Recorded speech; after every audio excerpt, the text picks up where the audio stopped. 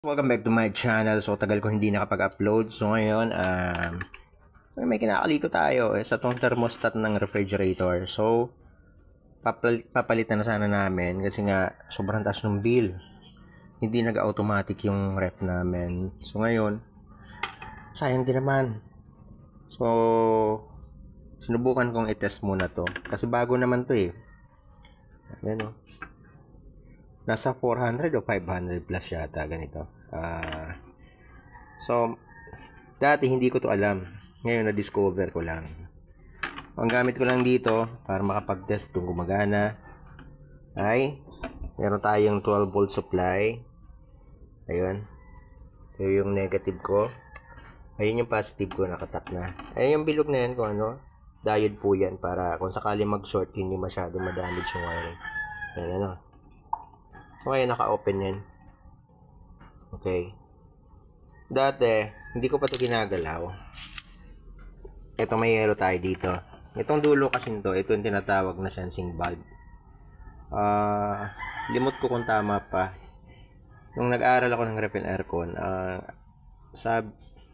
ewan ko, parang mali ako ng ano. Sa loob nito, may gas compound na sensitive sa temperature. Pag nalamigan, mag-extract ba yun o mag-expand? Basta ganun. Limot ka ng tagal na panahon. So, pero ang ano ko lang dito kung paano mag-test. Hindi ko na ma-explain na masyadong komplikado. So, ang gamit ko ng yelo. Kasi yun naman talaga ang purpose ng ano eh. Dalawang klaseng thermostat. Meron yung sa init, meron sa lamig. So, ngayon, titest natin to kung gagana. So, dali lang. Knock. Hawakan mo to. Ayan. Ilagay natin yung ano muna dito. Yung isang wire para mapatunayan na gumagana. Tapos yung test light ko, iipit ko dito yung isa. Yan po, umiilaw. Magkabilaan. So, ibig sabihin may contact. So, lalagay ko na yung yellow. Hintayin natin mga ilang seconds. Yan. Nakapulupot po yung sensing bulb sa yellow. Ayan po yung ilaw. Walang cut. Up. Ayan po, namatay. Nagtanggalin mo yung yellow na. Dahan-dahan. Ingatan na putol yung sensing bulb. Yan. Pagtanggal ng yellow, umilaw. Ilagay mo ulit. Ipulupot mo, ipasok mo sa yan. Okay, tingnan natin kung ilang seconds. Yan.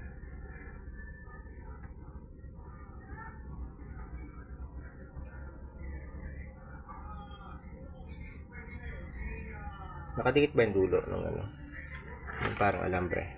Yan. Okay. Tingnan natin kung ilang seconds bago siya mag-automatic. Kasi dati di yan na automatic. Ang kulit naman itong messenger na to.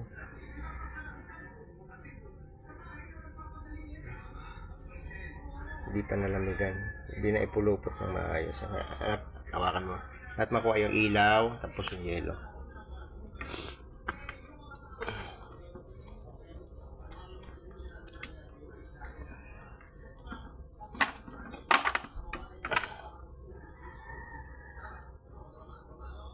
That's it.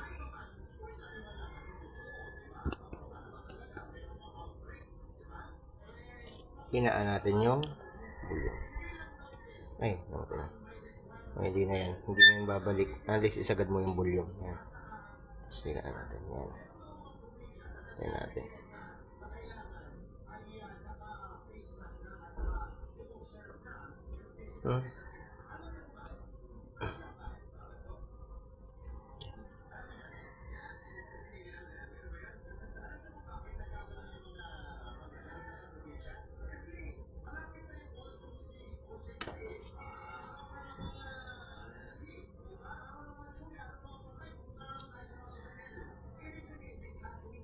Yung yellow.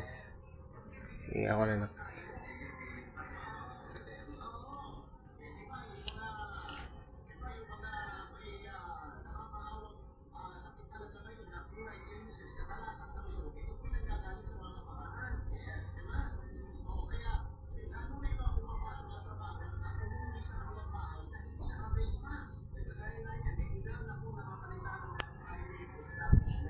Medyo matagal yung ano niya.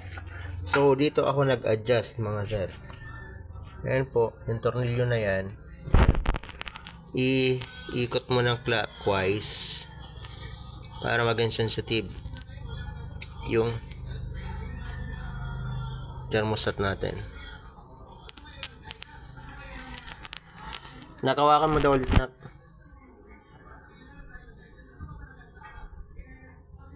Nakita. Sabay to. Clockwise. Pag sinagad ko yun, matay na, bawasahin ng konti.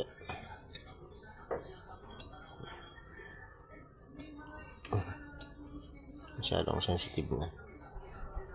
So dito lang po, okay na yun ang ano ko, point ko dito sa video tutorial na to. Ito po yung adjuster nya ng sensitivity. Yan. Itong tornilyong to. Yan. So mga hindi lang nakakaalam ha. Yung mga nakakaalam, edi congrats. Ayan. So clockwise, mas sensitive siya. Counterclockwise, medyo mababawasan yung sensitivity niya. Matagal andar yung compressor nyo. Yun nangyari sa akin. Halos hindi yan nag-off. So, ano yun? Makonsumo sa kuryente. Umabot ng 4,000 yung bill namin. So, papalitan na sana namin. Kaso, alam mo ako, makalikot akong tao. Saka meron, alam ko naman yung mga basics sa mga ganyan. Hindi yan basta nasisira unless maputol yung sensing bulb nya. Hindi naman putol. So, kaya nalikot natin, ayun, natuklasan ko. Tayong bagang Pinoy, iba sa atin magaling sa tsamba, ayan. So, okay na to. Ayan, basic, ano lang naman. Basic info sa mga gusto mag-DIY. Kasi medyo mahal din tong thermostat na to. Pag, try nyo, pwede nyo subukan. Basta itong adjuster na to. Yan po. Welcome yung basher. Libreng-libre kayo mag-bash. Yun ang isa ikakasaya nyo. Edi, enjoy your day. Bye-bye. Thank you so much. Ayan.